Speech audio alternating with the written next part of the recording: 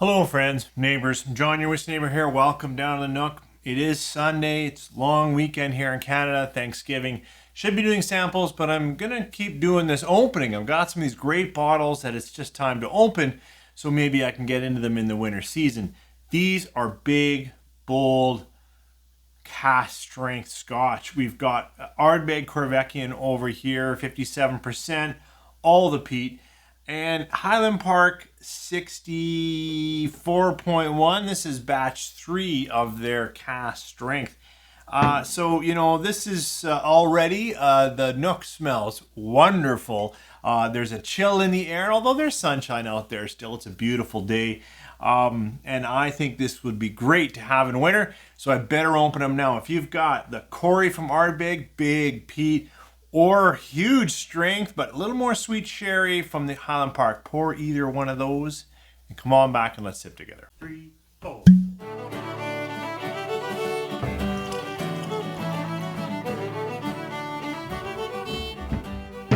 All right, well, thanks for coming back, you guys. As I said, these have lots of peat, especially the Ardbeg, and it's fun to open them. It has been far too long since I've had a Corry.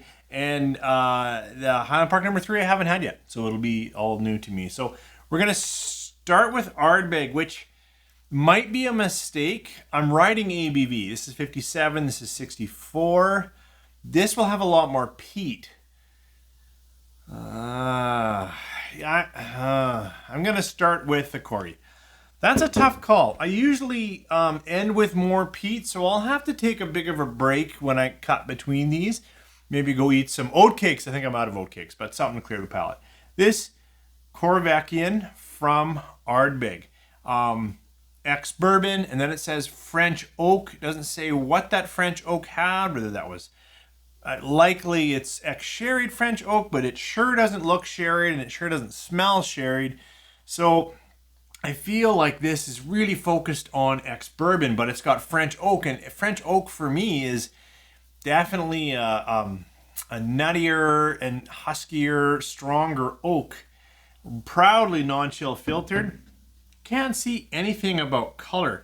And we'll get to the HP in a minute, but these are very different in color. You should be able to see that even in the cameras that we've got here.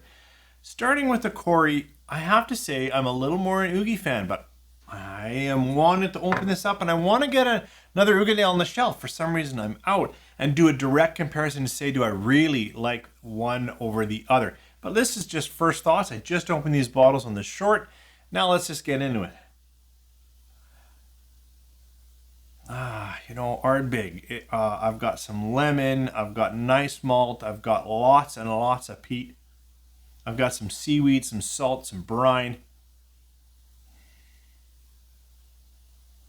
A little bit souring. I guess maybe more of that's lemon, but it's not a bright lemon, but there's a bit of some sour curd in there.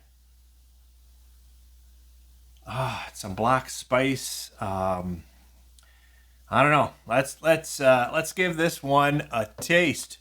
Sláinte.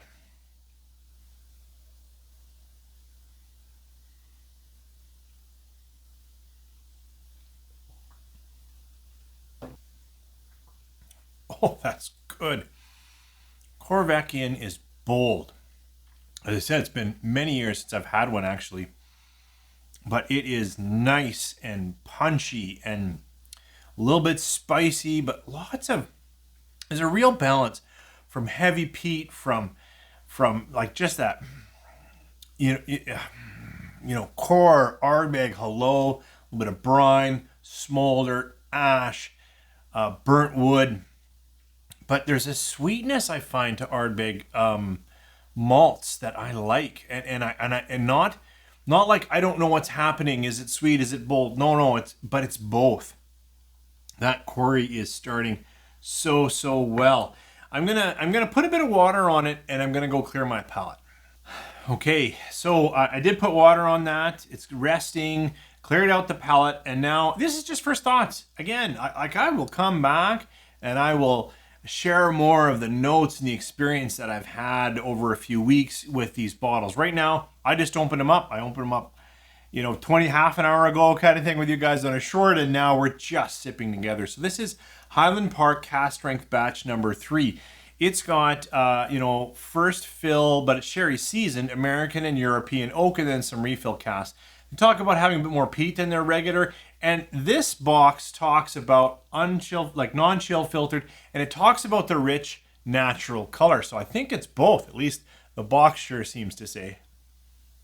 And it is so different than the Corry. Like if I go back to this, I'm gonna get nuts and lemons and rough oaks and peats. This has roasted things, fruity things, like fig, dark fruit. That's not a sherry bomb, but in contrast, it really feels that way.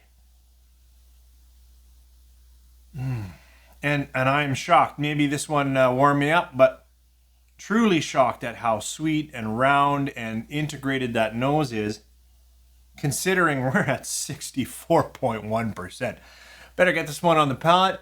Sláinte.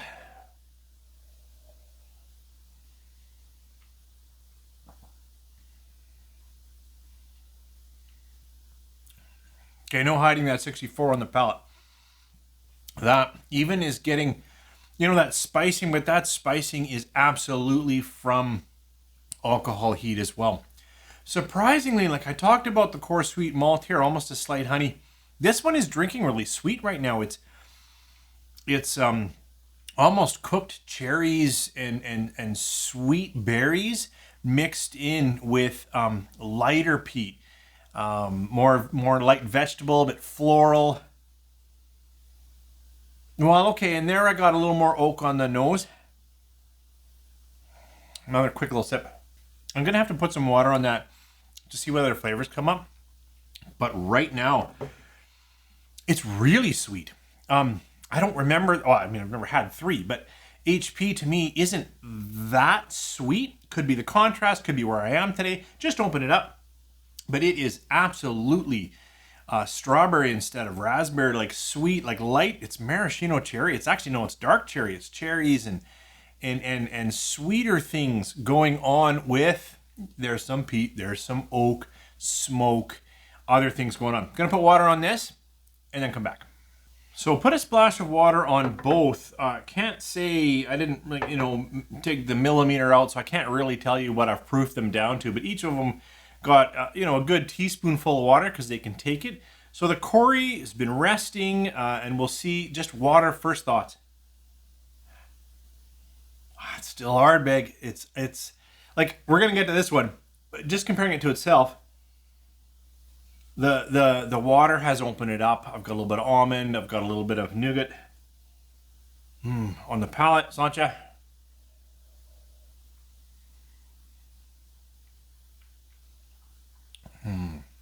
Some vanilla, some creamy, some biscuit.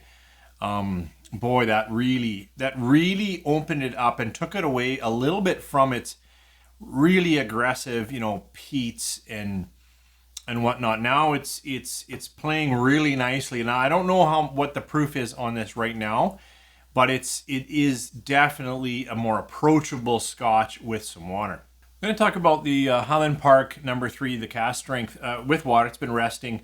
But I will say, while riding the ABV might have been the right choice, it certainly isn't helping me understand the peat in Highland Park. As I break this down and taste it later, and when I come back to you, I will be pouring it live against something less peaty or same peat, because I really feel no matter what I do to clear my palate, there's just a lot of leftover peat from that Corry. But this is the Highland Park, but with water. That's nice. The water has taken me a little out of that almost excessive sweetness that was going on. This is a lot truer to Highland Park for me. Yeah, there's some sweet, there's some ripe berries and some red fruits, but they're not way up there.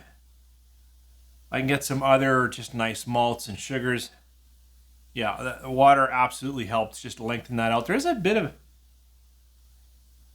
I mentioned the lemon sourness here, but there's something on the back end of this that's just a little bit sour, a little bit something.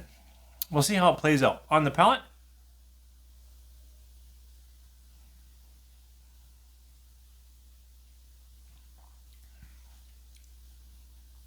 I'm gonna have to play around with that. The palate for me now is a little bit bitter. The pepper is still there, even though the alcohol heat's been backed off. So interesting. This is totally first thoughts. I opened it with you guys half an hour ago or something like that. This is just first thoughts. I've never had this. It's been probably four years. It's been a moment since I've had a Corryvreckan. Right now, with water, the Corry just is a creamier. Like I said, biscuits, vanilla, whatever. Like it's really, I don't know. With water, this is like more approachable. With me over here, actually, I liked it at full power. I liked it at 64. Take smaller sips, let it just muck around. It had better, brighter flavors. Yeah, it seemed extra sweet, and the water helped with that. But I'm getting a little bitterness here. And I don't know what's going on, but that's just what's happening right now, just opening with you guys. So have you had the number 3? When's the last time you had a Corryvreckan? Hopefully you've had one. If not, like if you've been watching this channel for a while, time for some peat. Pour yourself a big Ardbeg. Man, I'm a fan of Ardbeg.